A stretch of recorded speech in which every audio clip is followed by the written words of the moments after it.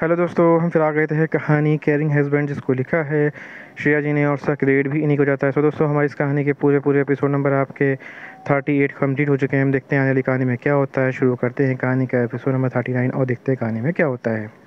कभी जो बाथरूम में नहा रहा था, श्रेया की चीख सुनकर घबरा गया और उसने जल्दी से शावर बंद किया और अपने कमर पर टॉवल लपेट के बाहर आ जाता है और बेड की तरफ देखता है, जहाँ श्रेया डर के मारे कांपते हुए बेड के कोने में अपने ब्लैंकेट को पकड़े हुए थी। इस तरह श्रेया को देख के कभी जल्दी से श्रेया के पास जाने लगता है। तभी फिर से गुर्राने की आवाज़ आती है। आवाज़ को सुनकर कबीर बेड की दूसरी साइड देखता है तो उसे मार्क वहाँ बैठा हुआ दिखाई देता है। मार्क को वहाँ देखकर कबीर की सारी बात समझ आ गई। वो तो मार्क के बारे में भूल ही गया था। कल वो मार्क को अपने साथ मेंशन वापस ले आया था। कबीर ने सोचा ये बात है, इसलिए डर गई होगी। मार्क हमेशा तो उसके साथ ही रहता था, पर श्रेया से शादी होने के बाद उसने मार्क को थोड़े दिनों के लिए दूसरे मेंशन भेज दिया था, क्योंकि वो नहीं चाहता था कि मार्क को वहाँ देख कर श्रेया डर जाए। पर अब कबीर चाहता था कि श्रेया मार्क से दोस्ती कर ले, क्योंकि फिर उसे श्रेया की चिंता नहीं रहेगी। जब वो घर पर नहीं होगा तो मार्क उसे प्रोटेक्ट करने के लिए वहाँ होगा, क्योंकि वो जानता था कि उसकी वाइफ कितनी भोली है और कोई भी उसे आसानी से नुकसान पहुंचा सकता है। उसके बहुत सारे दुश्मन थे और वो नहीं चाहता था इसका कोई फ़ायदा उठाए। कबीर को पता था कि मार्क श्रेया को कोई नुकसान नहीं पहुंचाएगा, क्योंकि उसे पता है कि श्रेया उसके लिए क्या मायने रखती है। वैसे तो मार्क कबीर के अलावा किसी को भी नहीं सुनता था, पर कबीर ने मार्क को श्रेया से अच्छे से पेश आने के लिए कह दिया था। तो मार्क बेड की दूसरी साइड था, इसलिए जब सुबह कबीर की नींद खुली तो उसकी नज़र मार्क पे नहीं गई थी। वैसे भी कबीर के रूम में श्रेया और मार्क के अलावा किसी को भी आने की इजाज़त नहीं थी, क्योंकि कबीर को ये बिल्कुल भी पसंद नहीं था कि उसकी चीज़ों को इधर उधर हाथ लगाए। मार्क कबीर की आवाज़ सुनकर गुर्राना बंद कर देता है। वहीं श्रेया की नज़र अब कबीर पर जाती है तो वो जल्दी से कबीर को ऊपर कूद जाती है और अपना छोटा सा सिर उसकी छाती में छुपा लेती है। कबीर भी जल्दी से उसे पकड़ लेता है और उसे शांत कराने की कोशिश करता है। कबीर बोला, वाइफी डरो मत, वो तुम्हें कुछ नहीं करेगा। जब श्रेया ने सुना तो अपना छोटा सा सिर निकाल कबीर की छाती से निकाला और अपने आंसू भरी आंखों से कबीर को देखते हुए बोली, क्या सच में हब्बी वो कुछ नहीं करेगा? कबीर ने बस अपना सिर हाँ में हिला दिया और श्रेया के आंसू पोंछने लगा। श्रेया ने फिर एक नज़र मार्क को देखा, जो उसे देख रहा था। खुद को इस तरह देखता देख श्रेया बहुत ज़्यादा घबरा गई और फिर अपना छोटा सा सिर कबीर की छाती में छुपा लिया और कस के आंखें बंद करके बोली, नहीं नहीं, अभी वो मुझे खा जाएगा। आप उसे यहाँ से जाने को बोलो, मुझे उससे बहुत डर लग रहा है। कबीर श्रेया के बालों को प्यार से हाथ फेरते हुए बोला, ठीक है, मैं उसे यहाँ से जाने को बोलता हूँ। फिर कबीर ने मार्क की तरफ देखा और बोला, मार्क। कबीर की आवाज़ सुनकर मार्क ने कबीर को देखा और फिर एक नज़र श्रेया को वहाँ से चला गया।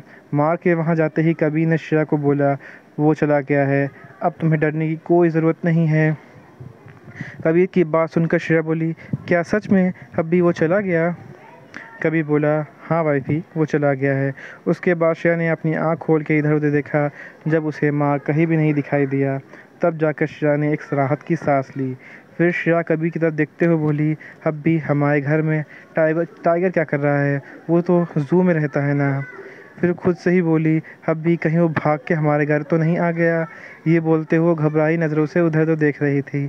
अपनी वाइफ की ऐसी बचकानी बातें सुनकर कबीर उसके गालों को खींचते हुए बोला, नहीं वो नहीं, वो कहीं और से भाग के नहीं आया है। फिर कबीर को श्रेया को समझाते हुए बोला, वो मार्क है, वो हमेशा से मेरे साथ ही रहता था, पर कुछ दिनों के लिए मैंने उसे दूसरे मेंशन भेज दिया था, पर अब से वो हमारे साथ ही रहेगा। कबीर की बात सुनकर श्रेया की पकड़ कबीर पर कस जाती है और डरते हुए बोली, नहीं नब्बी, वो मुझे खा जाएगा। कबीर बोला, वो तुम्हें कुछ नहीं करेगा। कबीर के थोड़ी देर तक समझाने के बाद श्रेया शांत है, पर उसे अभी मार्क से डर लग रहा था। पर वो कबीर को कुछ नहीं पर वो कबीर को कुछ नहीं कहती। वो नहीं चाहती थी कि कबीर उससे नाराज़ हो जाए। तभी श्रेया की नज़र कबीर की बॉडी पर गई और उसके गाल एकदम टमाटर की तरह लाल हो गए। पहले तो श्रेया इतनी डरी हुई थी कि उसने इस बात का भी ज़्यादा ध्यान नहीं दिया, पर अब जब उसने कबीर को सिर्फ टॉवल में देखा तो उसने अपनी नज़रें को नीचे झुका लिया।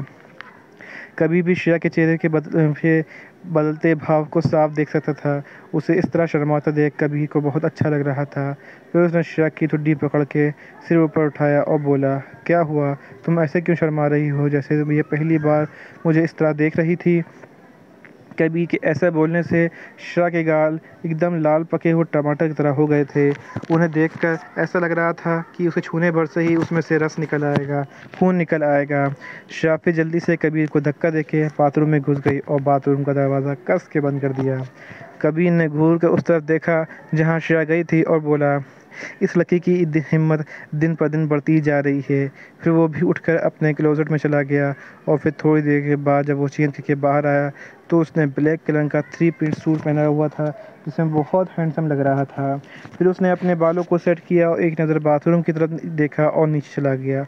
वहीं बाथरूम के अंदर श्रेया की इतनी हिम्मत नहीं हो रही थी कि वो बाहर जा सके। वो खुद से ही बोली, श्रेया तू ऐसा कैसे कर सकती है, कहीं वो तुझसे गुस्सा हो गए तो।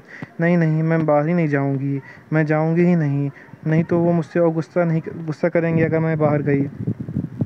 लेकिन तू हमेशा के लिए तो भी बाथरूम में अंदर नहीं रह सकती ना, तुझे आज नहीं तो कल उनका सामना करना ही पड़ेगा।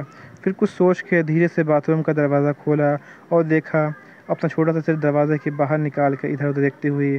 जब उसे कभी रूम में कहीं भी दिखाई नहीं दिया तब जाके वो एक राहत की सांस लेती है।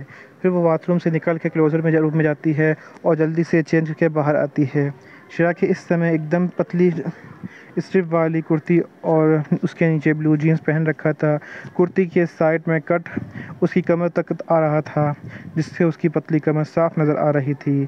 श्रेया जल्दी से पूरे बॉडी को फेस क्रीम लगाती है और अपने लिप्स पे लिप बाम लगाती है और फिर अपने आप को एक नज़र मिरर में देख के नीचे ले जाती है।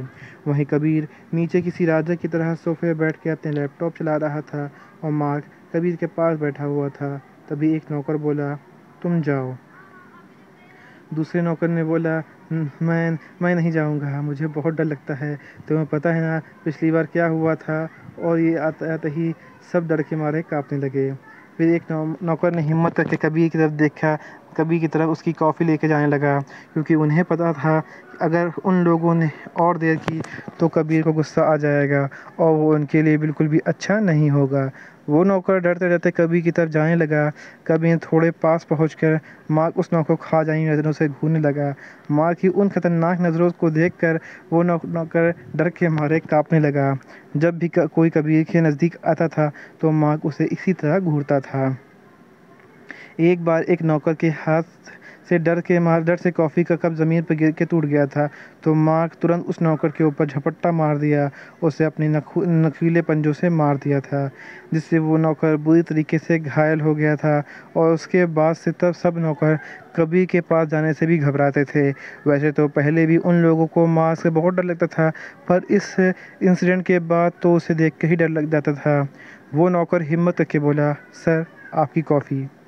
और ये बोल कर वो जल्दी से ध्यान से कॉफ़ी का कप टेबल पर रख देता है और जल्दी से वहाँ से भाग गया, जैसे उसके पीछे कोई पागल कुत्ता पड़ गया हो। लेकिन उसके पीछे तो सच में खतरनाक मार्क था। यहीं पे कहानी का एपिसोड नंबर आपका 39 कंप्लीट होता है। तो दोस्तों, आपको एपिसोड नंबर 39 कैसा लगा हमें कमेंट करके ज़रूर बताइएगा। कहानी कोई ऐसा अंश ऐसा भाग जो आपको समझ में ना आया हो, आपको अटपटा लगा हो, तो भी हमें कमेंट करके ज़रूर बताइए।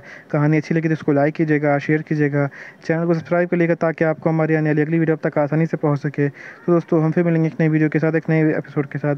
तब तक के लिए मुझे इजाज़त दीजिए। धन्यवाद दोस्तों।